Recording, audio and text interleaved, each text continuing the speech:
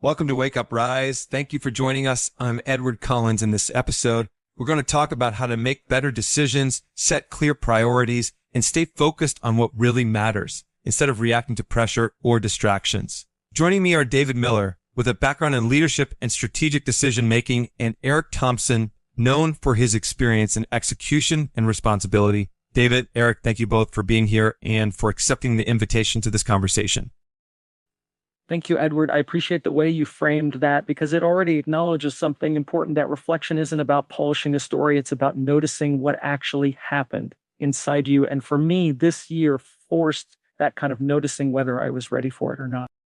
I feel the same. It didn't come into this year expecting reflection to be the headline. I thought it would be a year of execution, of building on what was already working, but somewhere along the way, the external momentum collided with some internal questions I had been postponing for a long time. Let's stay there for a moment. Eric, when you say questions you had been postponing, what do you mean? Were these questions about direction, identity, or something else entirely? Identity. Mostly, I realized I'd become very fluent at describing what I do, but much less fluent at articulating who I am when the work is stripped away. And that sounds abstract until life forces the issue this year. To that, there were moments where the usual markers, projects, recognition, forward motion weren't enough to stabilize me internally. David, hearing Eric describe that tension between doing and being, does that resonate with your experience this year? Very much. I had a different trigger, but the same outcome. There was a period where I was incredibly busy, objectively productive, and yet increasingly uneasy. I remember sitting at my desk late one evening, looking at a full calendar for the next 3 months and feeling a strange sense of emptiness. Everything was scheduled, but nothing felt anchored. That's a powerful image, a full calendar without an anchor. What did you do with that feeling? At first, I ignored it. I told myself it was just fatigue, that it would pass, but it didn't. It kept showing up in small ways: irritation during meetings, impatience with people I care about, a constant sense of being behind even when I wasn't. Eventually, I had to admit that something deeper was misaligned. I think that's an important point. Misalignment doesn't always announce itself dramatically. Sometimes it whispers, and if you're busy enough, you can drown it out for a long time. That whisper you're both describing, many people hear it, but never stop long enough to listen. What made it impossible for you to keep ignoring it this year? In my case, it was exposure. There was a public situation where narratives formed quickly, and I realized I didn't have control over how I was being perceived. That loss of control stripped away a layer of comfort I didn't even know I relied on. Suddenly, the question wasn't how do I respond, but who am I when I don't get to manage the story? That's not an easy place to stand, David. Was there a moment for you where avoidance stopped being an option? Yes, it came through people, not events. There were 2 separate conversations, weeks apart, where someone said to me almost casually, "You seem different lately, distant." Neither of them meant it as criticism, but hearing it twice made me pause. I realized the cost of my pace wasn't theoretical, it was relational. That site, often where these realizations land, isn't it, not in metrics, but in relationships. Eric, when things became public for you, what was happening internally that people couldn't see? A lot of restraint. The instinct to explain everything was strong, to correct every misunderstanding, to reassert control. But I sensed that reacting too quickly would cost me something more important than reputation. It would cost me integrity. So I chose silence in moments where silence felt almost unbearable. Silence is rarely rewarded, especially in high-pressure environments. What did that silence teach you? That my nervous system was used to urgency. Sitting still felt like danger at first. But over time, I noticed something surprising. The more I resisted the impulse to react, the clearer my thinking became. I started to see which battles were actually mine and which ones I had been carrying out of habit. That distinction between what's yours and what isn't is something I had to learn too. I realized how often I felt responsible for outcomes I didn't fully control. Letting go of that responsibility didn't make me careless. It made me more precise. Precision is an interesting word to use here. How did that show up for you, Dave? In my decisions, I started asking myself harder questions before saying, yes, not can I do this, but should I? And sometimes the answer surprised me. There were opportunities that looked good externally, but when I slowed down, I could feel they would pull me away from what actually mattered. That suggests a shift in how you define impact. Earlier, you used that word. Has its meaning changed for you this year? Completely impact used to mean scale. How many people, how far it travels, now it means depth. I think of specific conversations, specific moments where presence mattered more than performance. Those moments don't show up on reports, but they stay with you.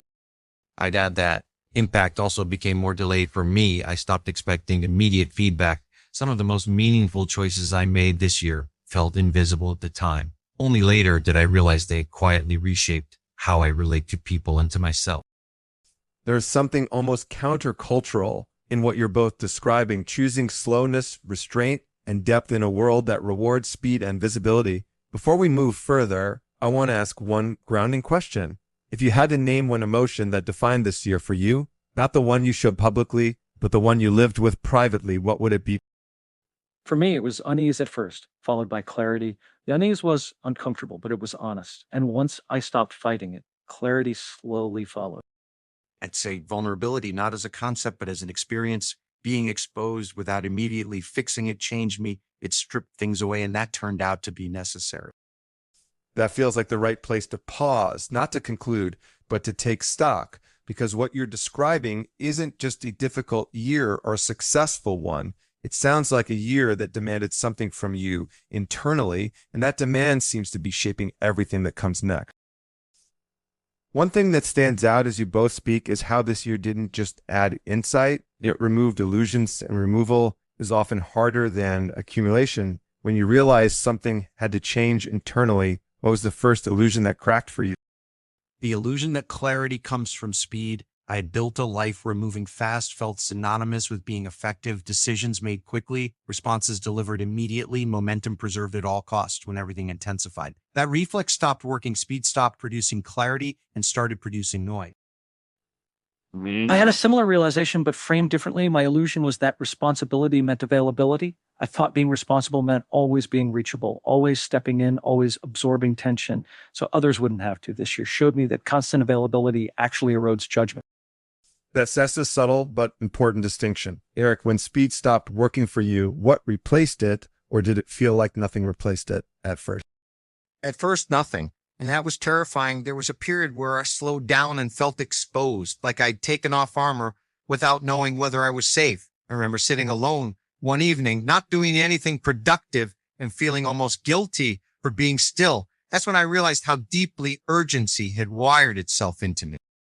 That guilt around stillness is something many people recognize but rarely name. David, did you experience something similar when you began pulling back?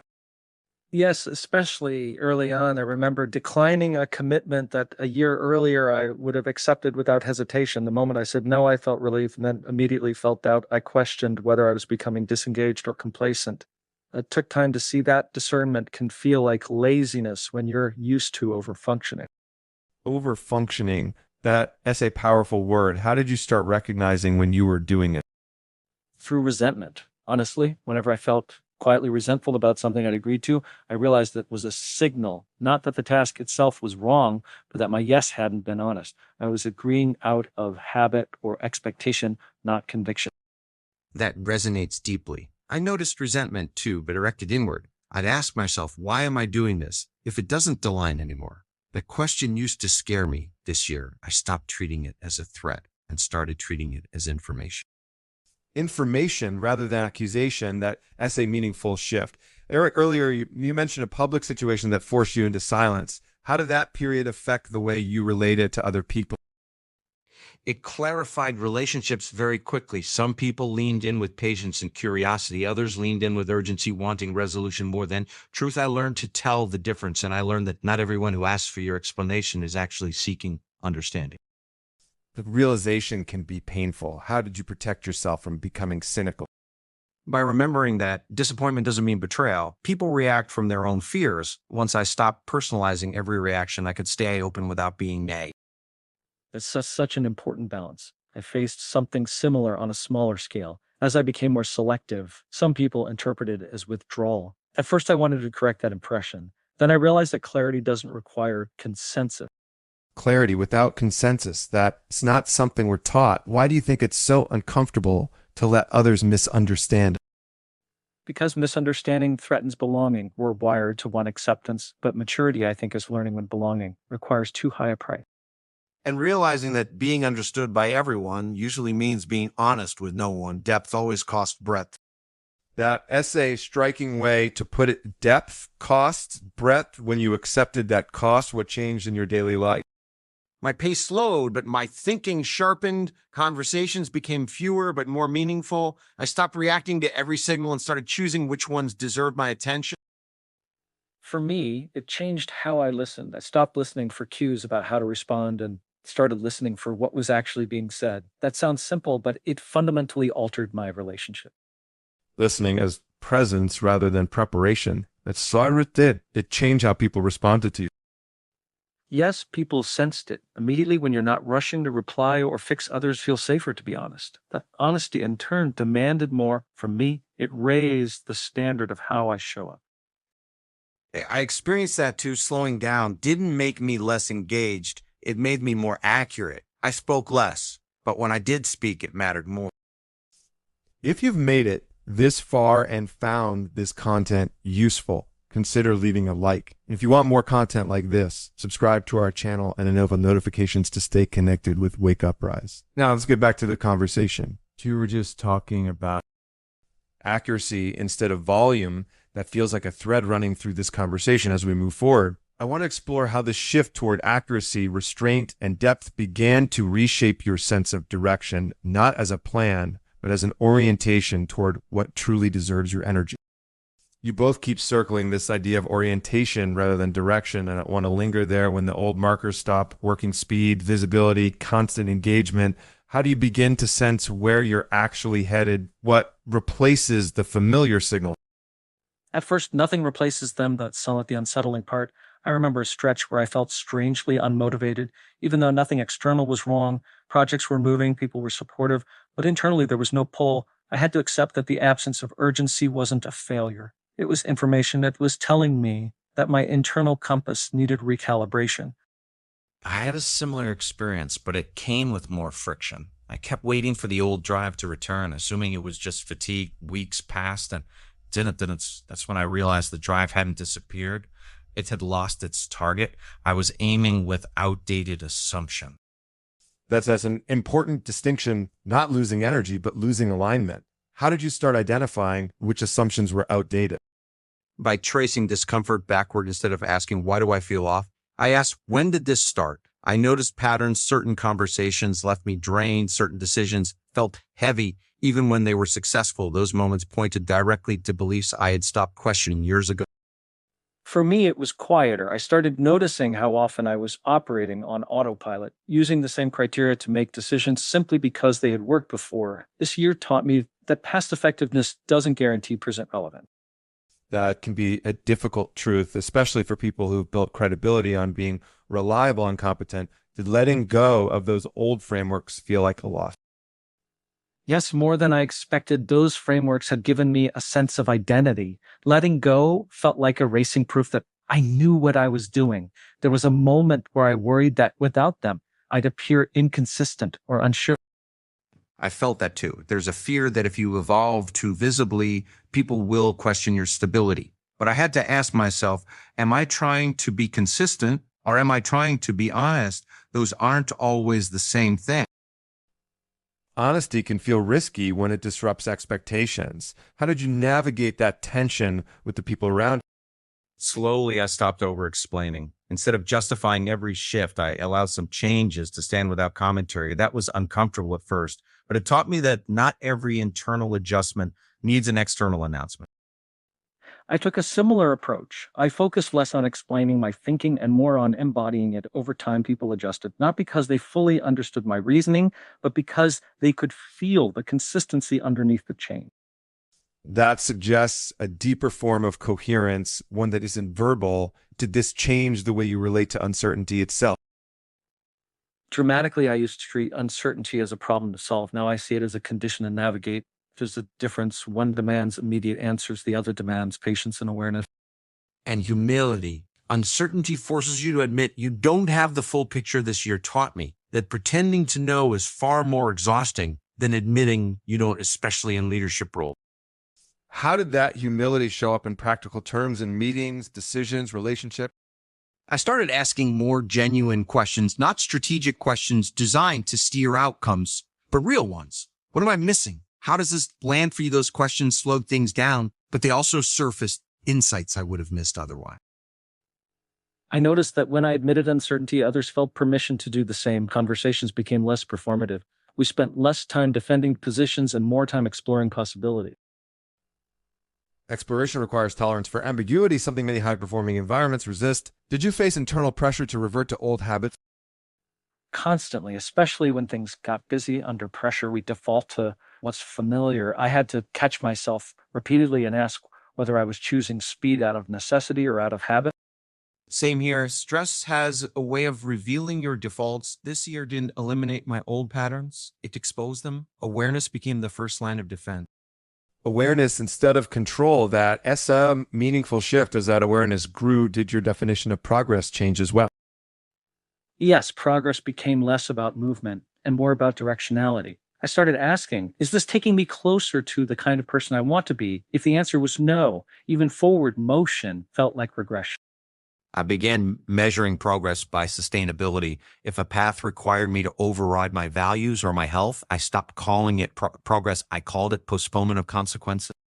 That essay, sobering way to frame it, as you both recognize these patterns. It sounds like the work shifted from doing more to choosing better, and that kind of choice often carries weight. In the next part of our conversation, I want to explore how that weight of choice, restraint, and responsibility began to reshape the way you see leadership and influence in your lives. You both mentioned the weight of choosing, of restraining, of being responsible, not just for outcomes, but for direction. I want to stay with that because leadership often intensifies that weight as your internal orientation shifted. How did that change the way you experience leadership in real everyday moment? It made leadership feel heavier at first, but also more honest. Before, leadership felt like momentum management, keeping things moving, solving problems quickly, projecting certainty. This year, it started to feel more like emotional stewardship. I became acutely aware that my internal state was shaping the room long before my words ever did. I felt that too. I realized that leadership isn't neutral. Even when you think you're not doing anything, you're setting a tone, your silence, your impatience, your calm. People read all of it. That awareness made me more careful, but also more grounded. Careful can sometimes be mistaken for hesitant. Did you worry about that perception as you slowed down? Yes, especially early on, there's a real fear that if you're not visibly decisive, people will assume you're unsure. But over time, I noticed something counterintuitive. When I took more time to think, the decisions I did make carried more weight. People trusted them more, not less. I had to unlearn the idea that leadership means constant response. I used to think that being a good leader meant being immediately available, immediately opinionated. This year showed me that immediacy often comes at the expense of wisdom. That's a strong statement. Can you give me an example of a moment where restraint changed the outcome? There was a situation where my team expected me to step in quickly and correct a narrative that was forming. The old version of me would have done it within hours. Instead, I waited, I listened, I let people speak. And in that space, the narrative softened on its own. Had I intervened too early, I would have escalated it. I had a similar experience, but internally, there was a conflict where I felt pressure to fix things immediately. I paused, resisted the urge to mediate, and gave people time. What emerged was not only resolution, but ownership. They didn't need me to lead them out. They needed me not to crowd them. That idea of not crowding people feels crucial. How did you learn to tolerate the discomfort of stepping back? By noticing how often stepping in was about soothing my own anxiety, not actually helping others. That realization was uncomfortable. It forced me to separate my need to feel useful from what was genuinely useful. Exactly. There's a subtle ego in over-involvement. You tell yourself you're being responsible, but sometimes you're just trying to stay relevant. This year stripped that illusion away from me. That stripping away seems to require a strong internal anchor. What became that anchor for you when external validation became unreliable? Values, but tested values, not the ones you put on a website or say out loud, but the ones you actually choose when no one is applauding. I had to ask myself repeatedly, would I still choose this if it cost me status? That question clarified a lot. For me, the anchor was coherence. When my actions matched my inner convictions, I felt stable, even if the external situation was messy. When they didn't, no amount of success compensated for the internal friction. That friction, what did it teach you about power? Because leadership inevitably involves power, whether we acknowledge it or not. It taught me that power isn't primarily about influence over others, it's about influence over yourself. The ability to pause, to choose restraint, to act deliberately, that's real power. Everything else is secondary. I'd go further and say power is responsibility without entitlement. Just because you can act doesn't mean you're owed a response or gratitude. This year humbled me in that way. Humility keeps surfacing in this conversation. Did you find that humility changed how you were perceived as a leader? Some people respected it immediately, others were confused by it. But over time, the confusion faded. What remained was trust. People may not always understand your choices, but they can feel whether you're grounded. And trust compounds quietly. It doesn't spike like enthusiasm, but it endures. I noticed that people came to me less for quick answers and more for perspective. That felt like a meaningful shift. Perspective instead of solutions, that as a different offering as this new way of leading settled in, did it change how you relate to responsibility itself? Yes, I stopped feeling responsible for controlling outcomes and started feeling responsible for creating conditions, clarity, safety, honesty. What people do within those conditions is ultimately their choice. I felt more responsible for my example than my explanations. People watch consistency over time. They watch what you tolerate, what you ignore, what you repeat. That realization made me more intentional than any leadership book ever did. Intentionality seems to be the through line here as we move forward. I want to turn our attention inward again to values, meaning, and what actually feels worth sustaining over the long term, because leadership at this depth seems inseparable from the question of why we do any of this at all. If leadership at this level becomes inseparable from the question of why, then values stop being abstract ideas and start functioning like guardrails after everything you both described. Which values felt reaffirmed this year and which ones were quietly challenged in ways you didn't expect? Commitment was reaffirmed for me, but it changed, Chip. I used to think commitment meant endurance, staying the course no matter what. This year taught me that real commitment sometimes means renegotiation. Staying faithful to people and principles doesn't always mean staying faithful to the same structures or strategies. Integrity was the one that came into sharper focus for me, but not in a heroic sense, more in the ordinary sense, doing the same thing privately that you do publicly, even when there's no immediate payoff. What was challenged, though, was my relationship with approval. I didn't realize how much of my confidence was still tethered to being affirmed by certain circles until that affirmation became uncertain. That's a difficult realization, especially for people who are used to being trusted or respected. How did you notice that attachment to approval showing up? In my reactions, when certain voices questioned me, I felt an internal pull to justify myself, to prove consistency, competence, innocence. That urgency was the giveaway. I realized I wasn't protecting truth. I was protecting an image. Seeing that clearly was uncomfortable, but it was also liberating. I had a parallel experience with being right. I noticed how quickly I moved to defend ideas I'd held for a long time, even when new information challenged them. The defensiveness wasn't about the ideas themselves, it was about what those ideas represented. They were part of how I saw myself. So questioning the idea felt like questioning the person. That's right. And once I saw that, it forced me to separate identity from opinion. That separation did weaken me. It made me more flexible. I became more willing to say, I don't know yet, without feeling diminished. That willingness is powerful. I think many of us confuse certainty with strength. This year showed me that adaptability is often a better indicator of strength than confidence ever was. Adaptability requires letting go of fixed narratives. Did that create any sense of instability for you, moments where you felt ungrounded? Yes, especially early on, there was a period where I felt almost weightless, like the usual reference points weren't there anymore. Titles, momentum, external validation, none of them felt reliable. But after that initial discomfort, something steadier emerged. I started building stability internally instead of borrowing it from context. I relate to that. It felt like moving from borrowed confidence to earned confidence. Borrowed confidence depends on things going well. Earned confidence comes from knowing you can navigate uncertainty without losing yourself. That essay, profound shift, did it change how you experience meaning itself? Completely, meaning stopped feeling like something I had to chase or achieve. It became something I practiced in how I prepare for conversations, how I keep small promises, how I show up when there's nothing to gain. Those quiet choices started carrying more weight than big milestones. I noticed meaning becoming less dramatic. I used to associate it with defining moments, breakthroughs, recognition, visible impact. Now I see it more in consistency and doing the right thing repeatedly, even when it's unnoticed and unsubrated. That invisibility can be challenging in a culture that rewards visibility. Did you have to unlearn anything about being seen? Definitely, I had to unlearn the belief that if something isn't visible, it doesn't matter. Some of the most formative moments of this year happened away from any audience. They matter precisely because they were unobserved.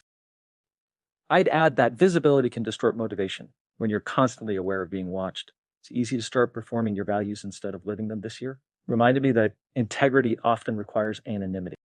Performing values versus living them, that essay sharp distinction. How do you guard against slipping back into performance?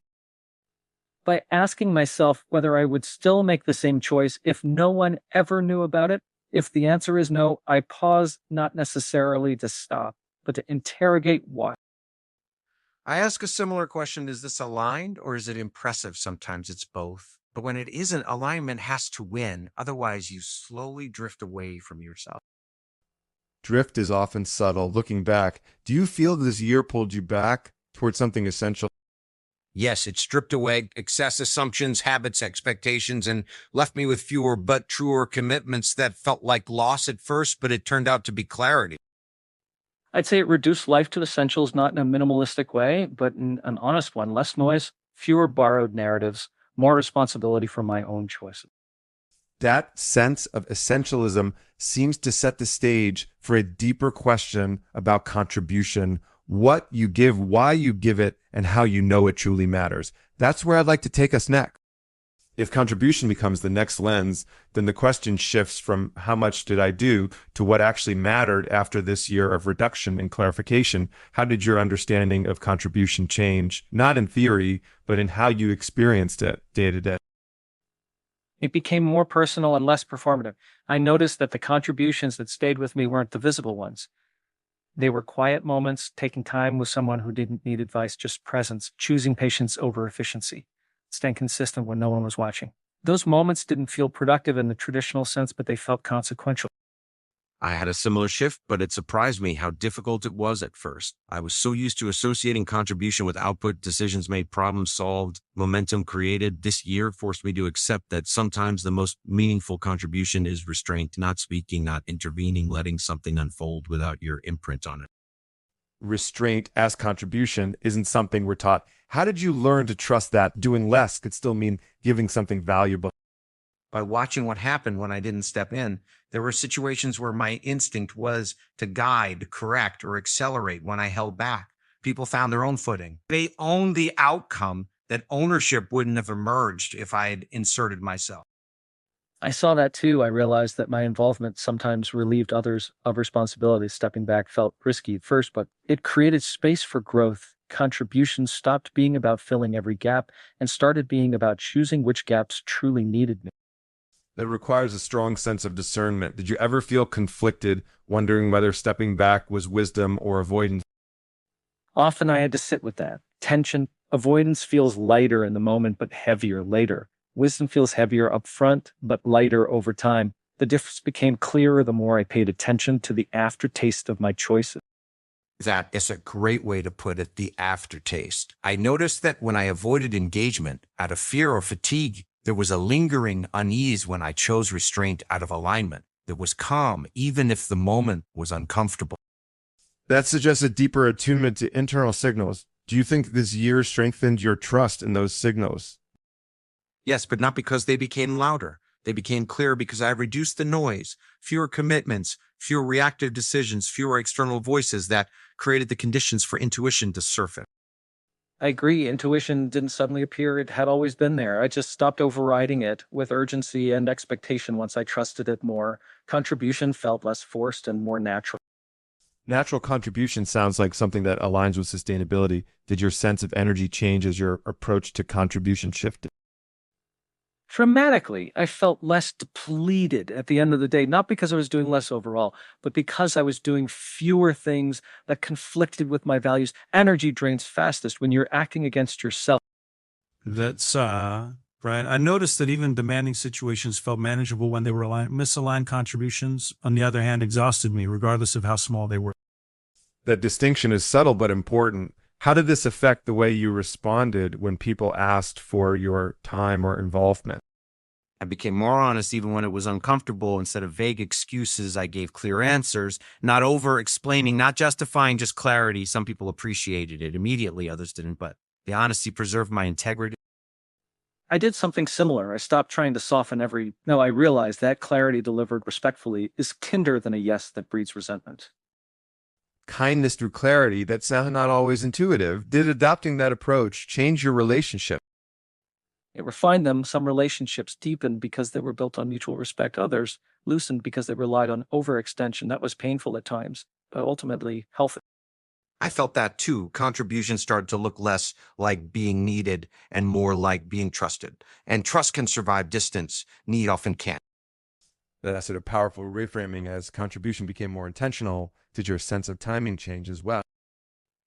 Yes, I became more comfortable with delayed impacts. I stopped needing immediate confirmation that something mattered. If it aligned with my values, that was enough. I shifted from asking, did this work, to asking, was this honest? Outcomes fluctuate. Honesty doesn't. That question grounded me.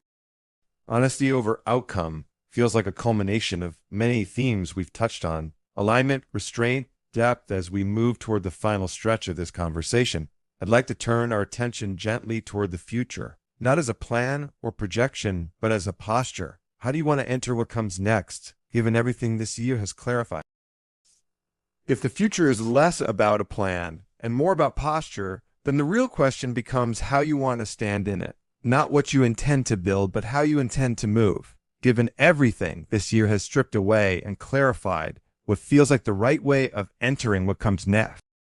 For me, it's attentiveness. I don't want to rush back into certainty. I want to stay alert to my reactions, to my motivations, to the subtle signals that tell me whether something is aligned or merely familiar. This year taught me how easy it is to move quickly in the wrong direction when you're not paying attention.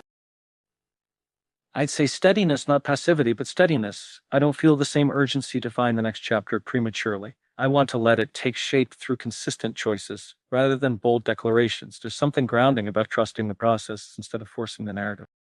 Trusting the process can feel risky, especially for people who are used to shaping outcomes. Did you have to confront any fear around letting go of control? Yes, very directly, control used to give me a sense of safety.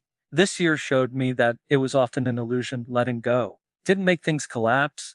It revealed where I actually had influence and where I never did. That distinction reduced anxiety more than any strategy ever could. I relate to that. I realized that a lot of my control wasn't about outcomes, but about self-image. I wanted to be seen as capable, composed, reliable. When I stopped managing that image so tightly, I felt exposed, but also more honest. Honesty keeps resurfacing, but not as a moral ideal, more as a survival skill. How does that honesty shape the way you think about future commitment? I am far more selective. I ask myself whether a commitment will require me to fragment myself, to say yes externally while saying no internally. If that split is there from the beginning, I walk away. I've learned that internal division is the most expensive cost of all. I asked something similar, but framed around sustainability. Can I honor this commitment without borrowing energy from the future? If it requires constant sacrifice or self-neglect, then it's not a commitment, it's a debt. That's a powerful metaphor. Debt implies interest accumulation, eventual consequence. Did this year make those consequences more visible to you? Absolutely. I saw how years of small compromises can add up, not dramatically, but quietly. You don't notice it day to day, but one day you realize you're far from who you intended to be. This year interrupted that trajectory for me. Same here. I became more aware of the long-term cost of short-term relief, agreeing just to avoid discomfort, reacting just to relieve tension. Those habits feel harmless, but they slowly erode integrity. Integrity is something that erodes quietly, not collapses. Suddenly, that's an important insight. Did that awareness make you more patient with yourself or more demanding? Both more patient in the sense that I accept imperfection as part of the process, more demanding in the sense that I don't excuse patterns anymore. I try to notice them early before they harden into identity. I'd add that patience doesn't mean passivity. It means allowing time for things to mature. I'm less interested now in quick clarity and more interested in durable clarity. Durable clarity that suggests something built to last. How do you cultivate that without becoming rigid or overly cautious? By staying curious, rigidity comes from fear of being wrong, fear of changing again. Curiosity keeps things fluid. It allows you to hold convictions without clinging to them. And by surrounding yourself with people who can challenge you without destabilizing you this year showed me how important that is. You need voices that are honest, but also anchored. Anchored voices, people who don't pull you toward urgency or panic. Did your circle change as your posture changed? Inevitably, some relationships deepened because they could handle slowness and ambiguity. Others faded because they were built on constant motion or validation. That wasn't a judgment. It was a natural sorting. I experienced that too. The circle got smaller but stronger. Conversations became less frequent but more substantive. I stopped confusing volume with connection. That refinement of relationship seems to mirror everything else you described. Less noise, more signal. As you think about stepping into the future with this posture, what do you feel most committed to protecting?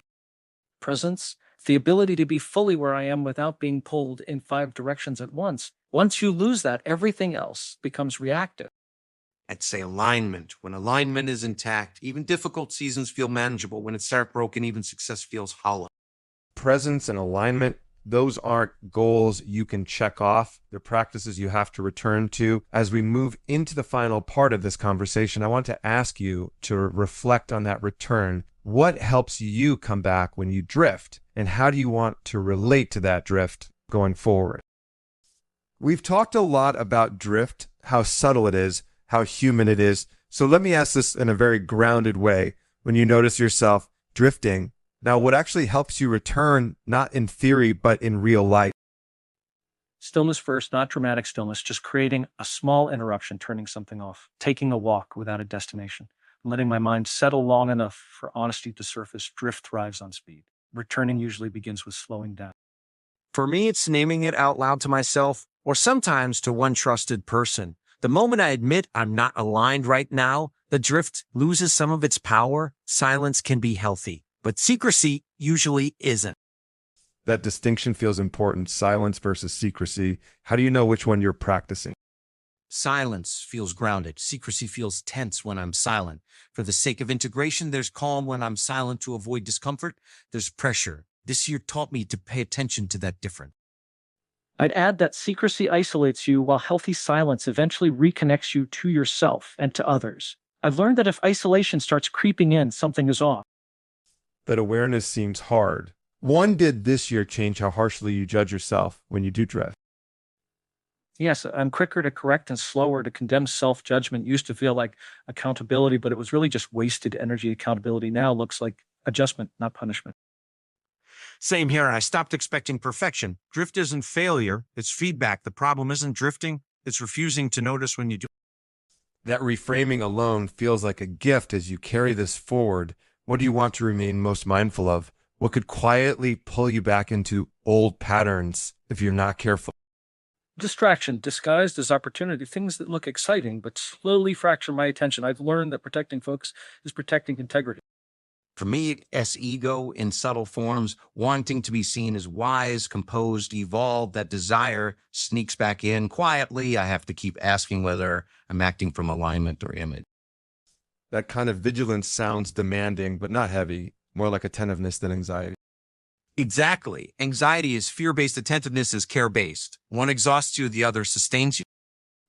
And attentiveness creates room for forgiveness. When you care enough to notice, you also care enough to reset without shame. Listening to you both, I'm struck by how this entire conversation has resisted easy conclusions. There's no grand resolution here, just orientation, posture practice, and maybe that's the point before we close. Is there anything you want to say to someone listening who feels themselves drifting but doesn't know where to start? I'd say start smaller than you think you need to. One honest pause, one clear no, one moment of presence. You don't realign your life all at once. You realign it choice by choice. And don't wait until things fall apart to listen. Drift doesn't require a crisis to be addressed. Quiet awareness. now can save you from loud consequences later. That feels like a deeply human place to land. David, Eric, thank you for your honesty, your patience, and the care you brought to this conversation. And to everyone listening, thank you for staying with us through a dialogue that chose depth over speed. Thank you, Edward. I really appreciated the way you held this space. I'd welcome continuing this conversation anytime. Thanks, Edward. This felt grounding and real. I'm grateful for it, and absolutely open to coming back and going deeper in the future. I hope you enjoyed today's episode and that this content makes a difference in your life. If you'd like to suggest other topics for the channel or share what you thought about this episode, feel free to leave a comment. Until next time.